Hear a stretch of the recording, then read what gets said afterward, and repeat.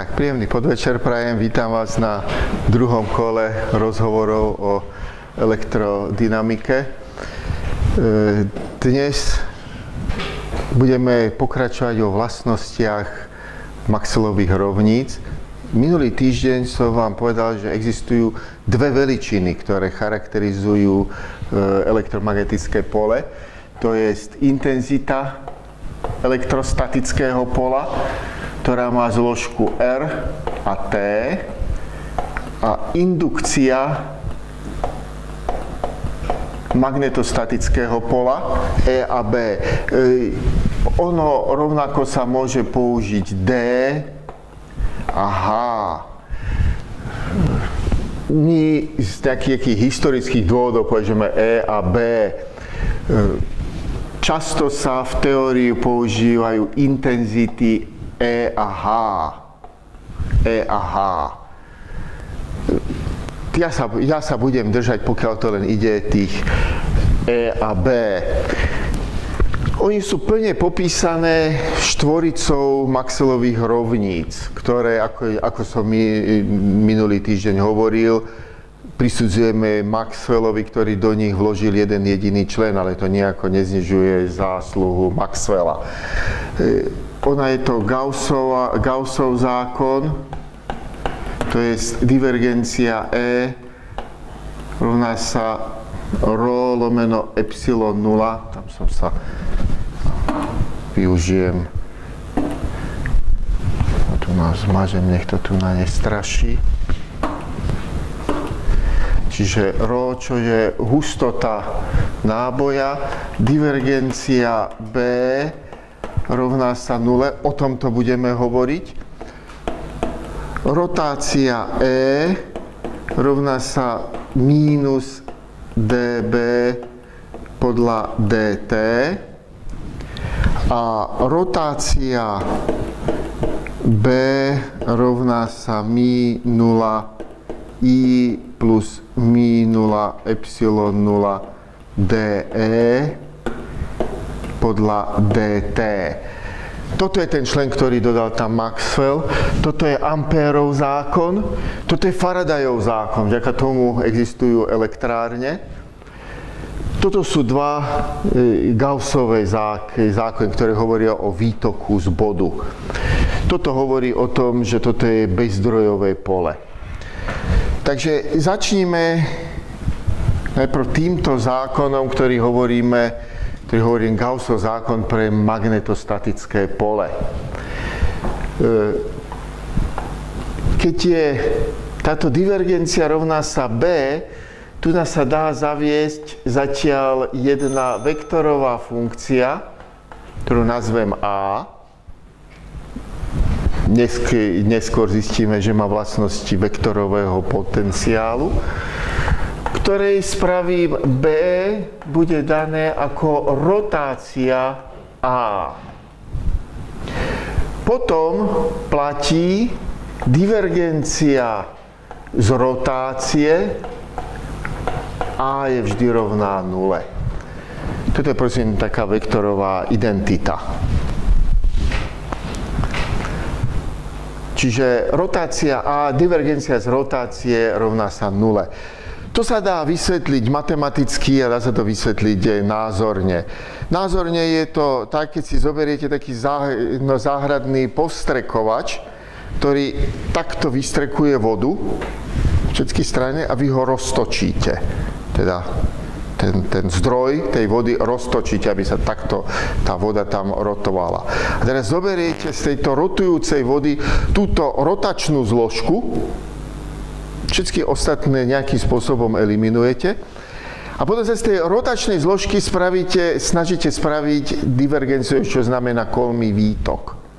A predtým ste ho starostlivo eliminovali, takže sa nemôže tam byť. Hej? Čiže takto názorne sa dá povedať, že divergencia z rotácie bude rovná 0. Pochopiteľne dá sa to spraviť matematicky. Rotácia A,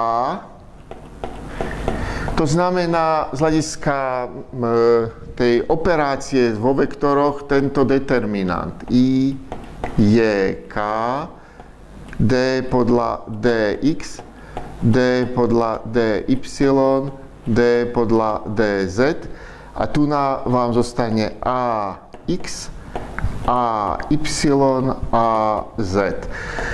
Pričom majte na pamäti, že zložka ax je plnohodnotná funkcia, v ktorej vystupuje x, y a z. Ano?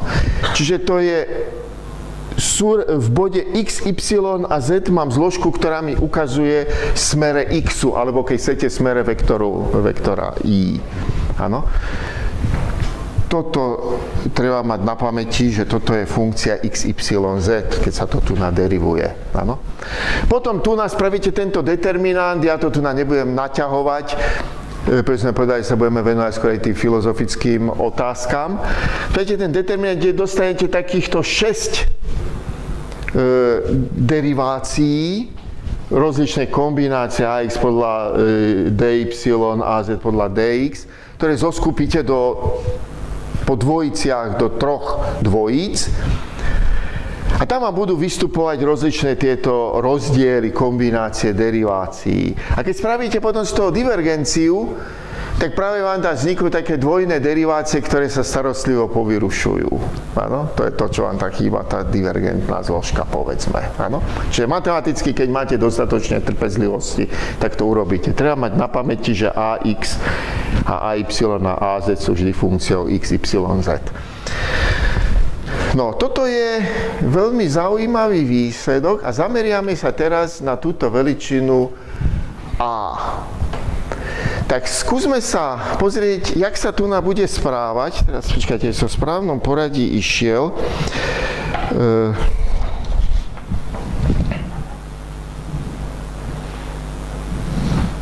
Dobre. Teraz by som išiel v správnom poradí. Takže takto to urobíme. Zoberme si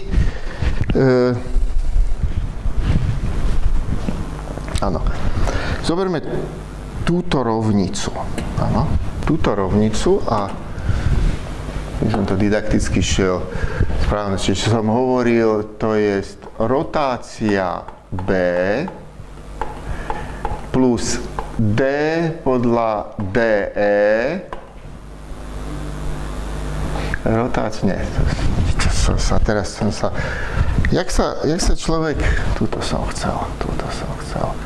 Faradayov zákon som chcel. Rotácia E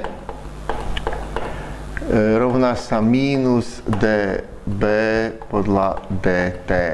Napíšme to teraz takto.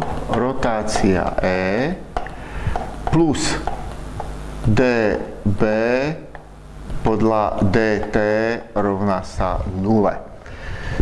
Tu na Bčko som napísal v tomto novom vyjadrení pomocou funkcie a.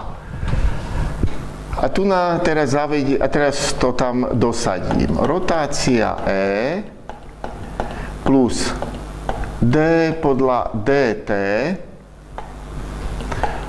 rotácia A rovná sa 0. Toto je homogénna rovnica, kde teraz keďže mám rovnocenné deriváciu podľa t a podľa priestorových súradníc, tak posuniem ju smerom dovnútra. A to znamená, to bude vyzerať takto. Rotácia E plus rotácia z dA podľa dt rovná sa 0. Napíšem to takto. Rotácia E plus dA podľa dt rovná sa 0. Na to, aby toto bolo rovné 0, stačí, aby som túto dvojicu funkcií zamenil nejakým gradientom skalárnej funkcie. Toto je skalárna funkcia. Opäť platí, že rotácia z gradientu ľubovoľnej skalárnej funkcie je rovné 0. Áno? Podobných dôvodov ako tá predtým. Najprv vyrobíte tieto tieto kolmé zložky a potom v nich hľadáte tie rotačné zložky. Tam nie sú. Hej? To sa rovná 0. No a tu už spravím poslednú vec. Tu nás sa dáva mínusko z takých konvenčných dôvodov. Tam môže plus aj mínus, je to jedno. Sa dáva pretože teraz platí E plus dA podľa dt sa rovná mínus gradient nejakej skalárnej funkcie.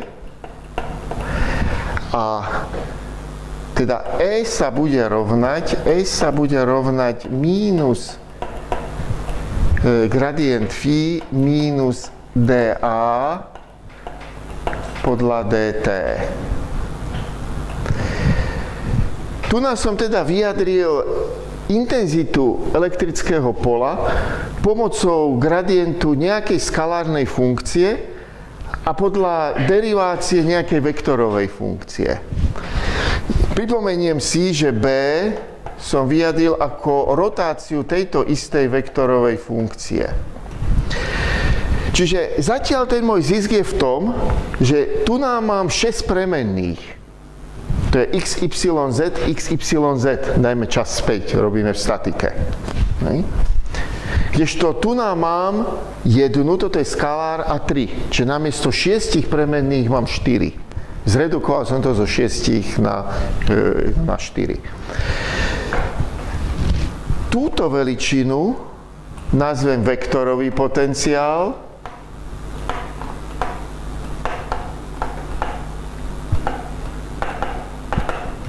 ako doplnok k tomu, že táto veličina má vlastnosti skalárneho potenciálu, potenciálnej energie. Toto je skalárny potenciál.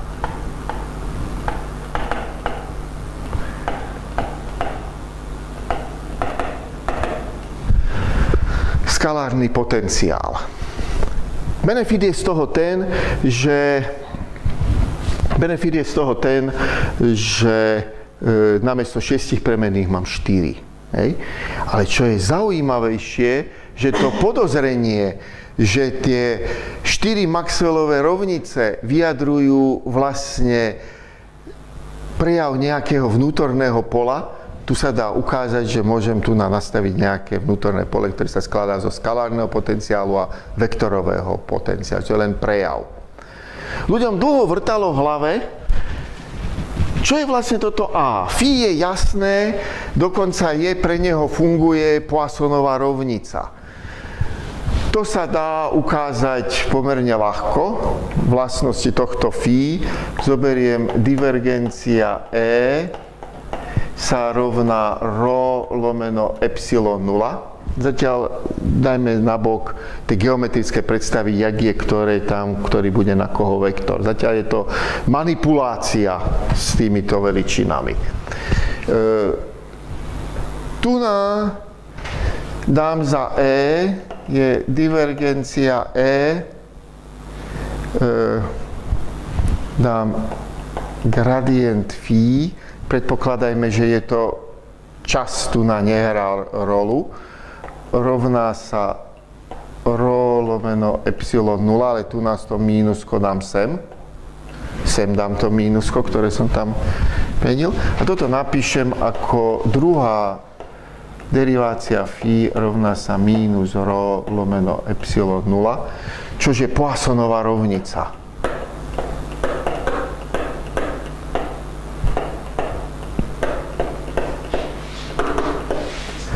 Jej riešenie je, zatiaľ napíšem formálne, a potom sa pozrieme, čo je čo. Phi ako funkcia r sa rovná 1 lomeno 4pi epsilon 0 ρ r ščiarkou r minus r ščiarkou integrál dv. To je dobré, pretože riešenie tejto rovnice poznáme a toto má vlastnosti potenciálu. Hej?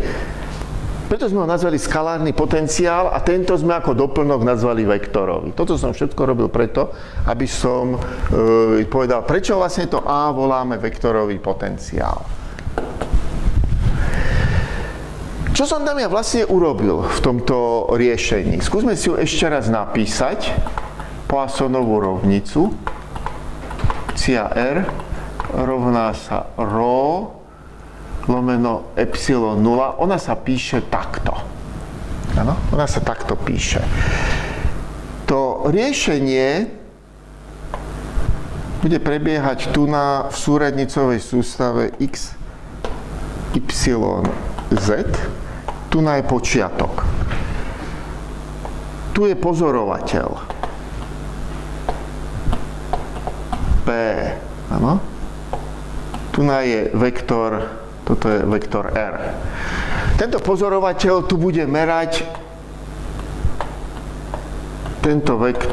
túto funkciu φ, ktorá je skalárna v bode R s čiarkou. Hej, toto pozoruje tento pozorovateľ.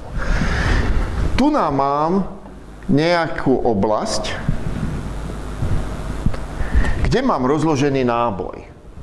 Hej, tá oblasť je trojrozmerná. Áno, tá oblasť je trojrozmerná. Čo to znamená, že ja v každom bode mám predpísané, na tento bod ukazuje vektor R s čiarkou. V každom bode tejto oblasti mám predpísanú hustotu náboja ρ, čo je funkcia x, y, z. A toto je tuná interakcia, ktorá je daná ako R minus R s čiarkou. Hej. Čiže ρ v tomto bode pre pozorovateľa sa javí ako R minus R s čiarkou. Áno? A teraz pozorovateľ tu na toto ρ bude takto posúvať do každého bodu tejto oblasti. To znamená, že jeho φ výsledné v tomto bode bude dané ako nejaká konštanta 4π epsilon 0 krát ρ R včiarkou R minus R s čiarkou integrál, a toto je dv, ja to napíšem d3r s čiarkou. Áno, toto je to dv, preto som napísal dv, aby som zdôraznil, že to integrujem cez toto r s čiarkou. Áno. Tu máte túto geometrickú predstavu, jak sa tam musím pohybovať. Áno. Rotáciu, keď budem robiť rotáciu, no, tu sa nedá z tohto urobiť, to bude Ačko. Namiesto ρ tu bude I, R s čiarkou. A budem robiť rotáciu s čiarkou R, tá na I s R čiarkou nebude pôsobiť. Preto si je toto dôležité uvedomiť, hej, ako to je tu na rozmiestnené. Pritom my nevieme nič o podstate toho náboja. Je to skrátka funkcia, ktorá má svoje geometrické vlastnosti a vektorové vlastnosti. Takže toľko k tomuto. K vektorovému potenciálu, tam sa mi veľmi pomohlo to, čo som vám slúbil, že ukážem, jak sa dá Bjork-Savartov zákon určiť z Amperovho zákonu. Totižto, aby som to celé povedal, história bola taká, na jednej konferencii Jozef prezentoval Bjork-Savartov zákon a na začiatku napísal, že je odvodený z Maxwellových rovníc. Po skončení som mu tako vytkol, že to nie je pravda. A potom sa mi to rozežalo v hlave, akože by sa to nedalo. Však v Maxwellových rovniciach je schované celé správanie sa pola. Tak prečo by sa B tam nedalo z toho určiť? A keď tam bude vystupovať prúd a budú tam vystúpať geometrické pomery, tak to musí byť niečo ako Bjork-Savartov zákon. Dokonca potom, keď som to pátral po internete, tak som našiel jednu diskusiu, kde sa ako diskutovalo o tom, či Bjork-Savartov zákon je experimentálny zákon, alebo je odvodený z Amperovho zákonu. Tak odpoveď znie, Bjork-Savartov zákon je experimentálny zákon. To našli tí dvaja Björn a Savard, myslím, že začiatkom 19. storočia, už sa presne nepamätám, kedy to bolo. Našli tam tú charakteristiku, že klesá B ako R na druhu, nepriamo úmerne vzdialenosti. A našli to, že je kolmé na vektory, ktoré ho vytvára. Skrátka tie strelky toho kompasu im šli okolo toho drôtu, ktoré vytváralo B. Hej, teda cirkuluje okolo. Tento tvar, ktorý my už tomu, ktorého píšeme, to znamená B rovná sa mi 0 lomeno 4π krát I uzavretý integrál po krivke L dl krát dl, tu je vektor, krát R lomeno R na tretiu. Tento tvar dal tomu až Laplace. Čiže z tohto hľadiska je tento výraz už veľmi modifikovaný experimentálny výsledok. A tento tvar my vlastne odvodíme z Maxwellových rovníc. Hej. No dobre, tak, poďme sa na to pozrieť, takže budeme vychádzať z Amperovho zákona. To je rotácia B rovná sa mi 0i. No, tu je ešte člen mi 0 epsilon 0 dE podľa dt, ale v tomto prípade my hovoríme o statike. To znamená dE podľa dt rovná sa 0. Čiže v našom prípade to bude vyzerať takto. Rotácia B rovná sa mi 0 krát I. Dosadíme sem za A. Rotácia z rotácie rovná sa mi 0 krát I. Toto je dvojnásobný vektorový súčin. To znamená, zoberiem prvý zo zátvorky krát druhé dve skalárne mínus druhý zo zátvorky krát prvé dve skalárne rovná sa mi 0i. Tu nám musím povedať niečo, čo sa volá kalibrácia. To, že tam poklesne počet tých premenných, to pole A nie je určené presne. My môžeme k nemu pridať a ubrať ľubovoľnú funkciu, dokonca gradient ľubovoľnej funkcie. Preto ho treba nejakým spôsobom adjustovať. A existuje niekoľko možností, čo sa volá kalibrácia. Jedna z nich sa volá kulombická kalibrácia. Tá vedie na Poissonovú rovnicu. Hej. Tu nám musím opäť odbočiť. My máme invarianty. Isté konštanty sú invariantné pri prechode z jednej súradnicovej sústavy do druhej. Napríklad mi 0, epsilon 0 sú to invarianty. Niektoré nie sú, niektoré menia svoje veličiny. Čiže invariantná konštanta prechádza z jednej do druhej, nemení svoju veľkosť. Pri rovniciach to je ináč a funkciách. Tam, keď spravím invariantnosť nejakej rovnice, to znamená, že vyberiem celú triedu riešení, ktoré sú ináč poprehadzované. Ano? Nezachováva sa konštanta, ale zachová sa trieda funkcií. Táto kulombická kalibrácia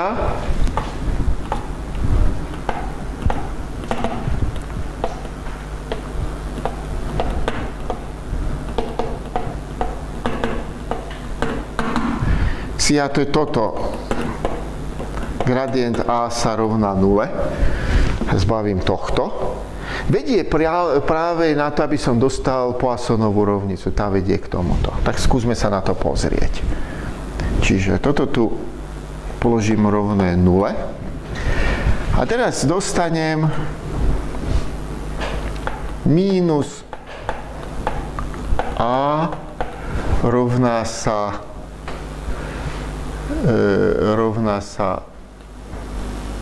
to je mi0 4pi krát i. Hej. Toto je konštanta. To dáme bokom. Keď sa pozrieme na Poissonov rovnicu pre skalárny potenciál, rovná sa rho lomeno 4pi epsilon 0, tak dostaneme tu na veľmi silnú podobnosť. Hej. Toto je phi, toto je a, tu na je rho, tu na je i. Áno, to je prúdová hustota. S tým rozdielom, že táto rovnica je skalárna. Táto je vektorová, ale viem ju rozdeliť na 3 zložky, že? To je minus ax, podotýkam r a t. V našom prípade t môžem zajať, lebo hovoríme o statike. Rovná sa mi0 4pi i x. Takto by som x, y, z. Pozor, aj toto je funkcia r. Hej? Áno. Čiže riešenie, tu dokážem nájsť riešenie aj tejto, mal by som to hľadať po zložkách, hej, a potom to pospájať, ale ja to spravím, hneď to spravím. Čiže to riešenie bude dané takto. A rovná sa jak sme to tam mali, tá konštanta, mi0 4pi krát integrál i lomeno r minus r s čiarkou, tu je r s čiarkou krát dv. Pričom táto situácia je taká ako v predchádzajúcej časti, čiže mám súradnicovú sústavu x, y a z. Tu mám teraz nejakú oblasť, v ktorej mám prúdy. Pozor, tá oblasť musí byť nejakým spôsobom prepojená. Hej? Zatiaľ, čo náboje môže mať izolované, táto, aby tam boli prúdy, musí byť nejakým spôsobom prepojená, čo ešte využijem. Ano? Ale zatiaľ si to zoberme, tu je ten pozorovateľ, jeho poloha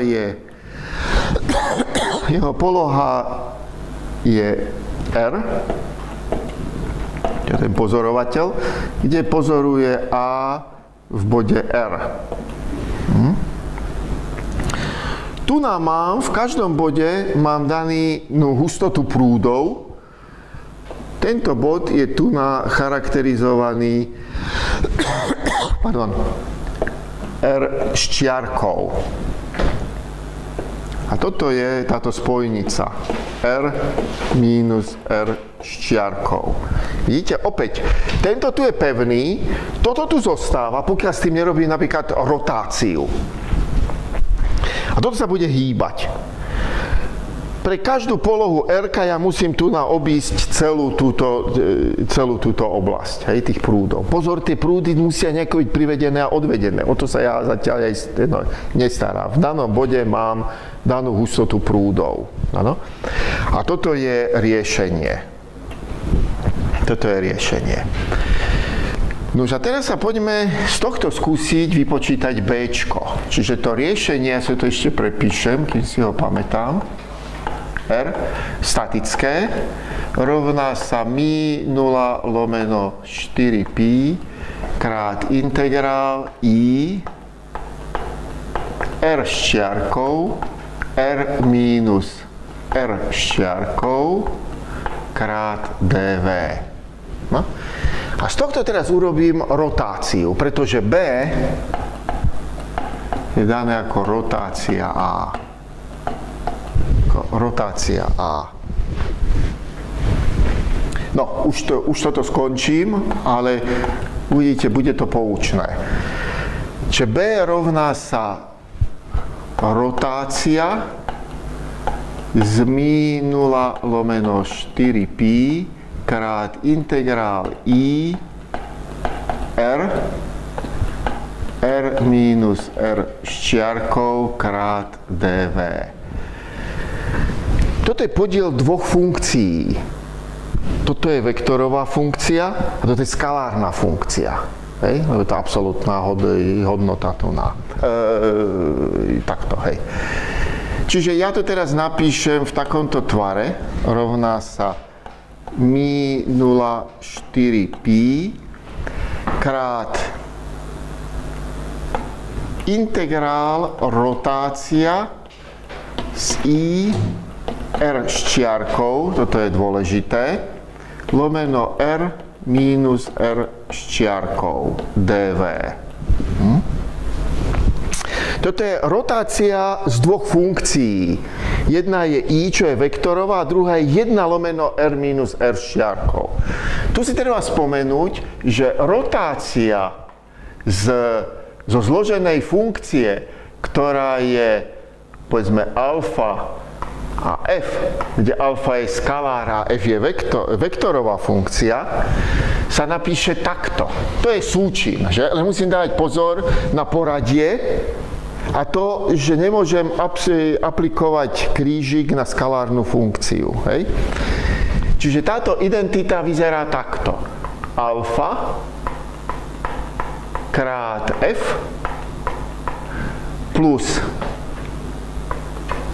gradient alfa krát f. Takto táto identita, takto ju musím urobiť. V takomto poradí nesmiem zmeniť poradie, lebo by som mal problémy so znamienkom. A nemôžem aplikovať vektorovú funkciu na skalár, musím si ho najprv spraviť vektor, hej? Gradientom. V našom prípade to znamená toto. B sa rovná mi 0 lomeno 4pi. A teraz mám integrál a zoberiem. To alfa dám pred deriváciu r minus r ščiarkou.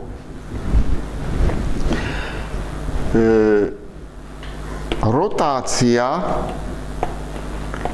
i r ščiarkou dv plus